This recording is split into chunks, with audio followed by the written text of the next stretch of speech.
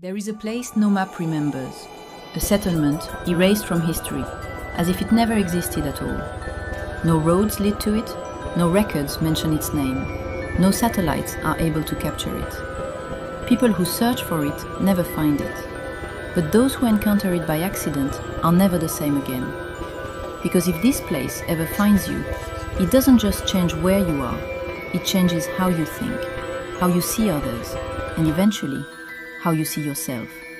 And once that happens, there is no way back. Most people would never notice the change.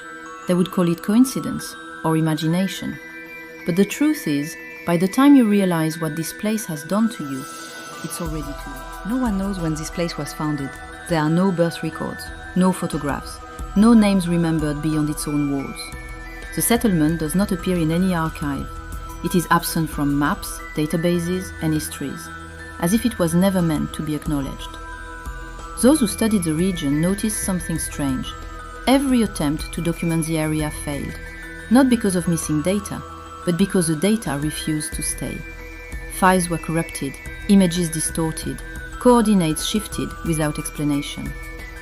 Researchers blame technical errors, weather interference, human mistake. But the pattern was always the same. The closer they came to understanding this place, the less it wanted to be understood. Inside the settlement, life followed rules no outsider understood. Silence was respected more than speech. Obedience mattered more than truth. From an early age, children were taught to see the world as divided. There were those who belonged and those who did not. Questions were discouraged. Curiosity was treated as a flaw, and doubt was seen as weakness. Stories from beyond the settlement were never told as history. They were told as warnings. Lessons about what happens when people forget their place. They were taught that belonging was everything, and that those who lived outside the settlement had already lost something essential, something that could never be recovered. As children grew older, the lessons became harsher. Compassion was portrayed as dangerous. Mercy was described as weakness. They were taught that survival depended on dominance, that only the strongest deserved to endure. Anyone who showed hesitation was corrected. Anyone who questioned the rules was isolated. And anyone who failed to adapt was quietly removed from the collective memory. Over time, fear replaced empathy, and obedience became the only form of safety. The community rewarded obedience, it punished difference. Those who followed the rules were praised, those who did not were forgotten. And slowly, without realizing it, the children learned the most important lesson of all. Fear keeps order better than truth. The settlement became more closed. Outsiders were no longer feared. They were ignored. The people inside stopped seeing themselves as part of the world. They believed they were something separate, something purer, something chosen. Stories of the outside were reduced to myths, tales of chaos, of weakness, of societies that collapsed because they allowed too much freedom. And slowly, the idea took hold. The world beyond the settlement was already doomed. They were convinced the collapse had already begun, that the rest of humanity simply hadn't accepted it. From their perspective, isolation was not a shock, it was preparation. And every year they spent apart from the world only strengthened their belief that survival belonged to them. Their beliefs stopped being questioned. They were no longer ideas, they became facts.